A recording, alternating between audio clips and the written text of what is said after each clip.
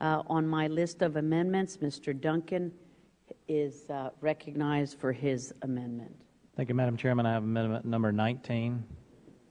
The clerk will report the amendment.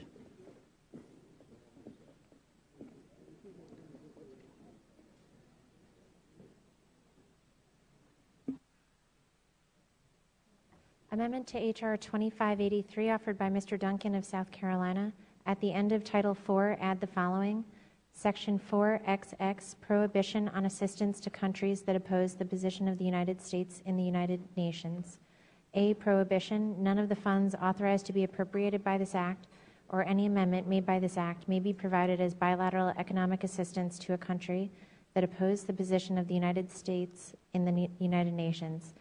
B. Definitions. In this section 1, the term opposed the position of the United States means, in the case of a country, that the country's recorded votes in the United Nations General Assembly during the most recent session of the General Assembly, and in the case of a country which is a member of the United Nations Security Council, the country's recorded votes, both in the Security Council and the General Assembly during the most recent session of the General Assembly, were the same as the position of the United States, less.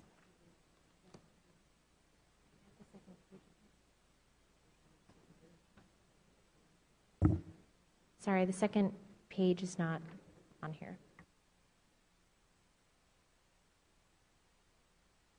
Can you give that to the clerk? Thank you. Thank you. Then 50% of the time using... And thank you. We will consider the amendment as having been read because all of the members have the amendment.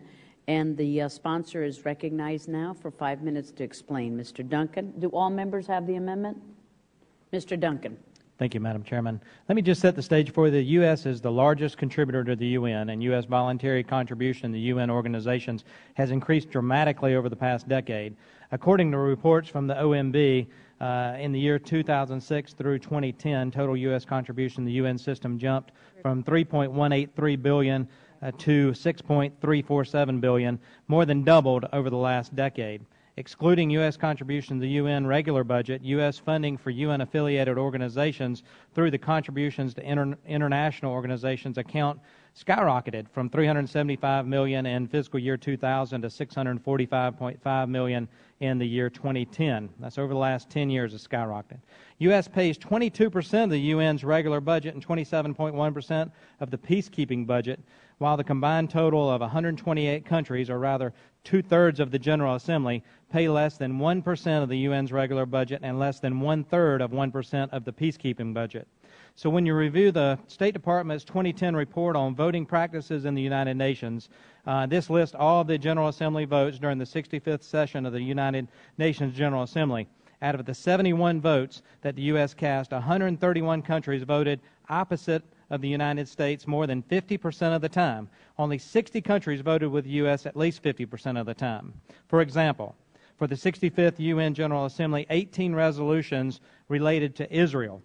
Only 7 countries voted in coincidence with the United States, at least 50% of the time. Australia, Canada, Israel, the Marshall Islands, Micronesia, Nauru, and Palau. So when these countries who don't support us and they combine with influential voting blocs in the UN, they can and do block U.S. attempts to implement reform, curtail budgets, and support American principles and values. Folks, the American people are behind us on this issue. We're $14.3 trillion in debt. Why are we giving so much money to the United Nations? What return are we reaping on our investment when these countries do not support American interests on the world stage? It's important that countries recognize that America values issues such as supporting Israel, UN reform, and international religious freedom. My amendment seeks to address this gap between spending and promoting American interest. Our level of foreign assistance to other countries should make a difference in how that country votes on resolutions in the UN. My amendment is very simple. Our economic assistance is not an entitlement program. If countries that receive U.S. foreign assistance do not vote with the U.S. at least 50% of the time, then the U.S. has the right to revoke that country's foreign assistance. As security assistance is in the interest of our national interest, this amendment does not touch security interest. Rather, as defined in the amendment, it refers to bilateral economic assistance only. I'm going to keep it simple. I urge you to support this amendment, and I appreciate the consideration.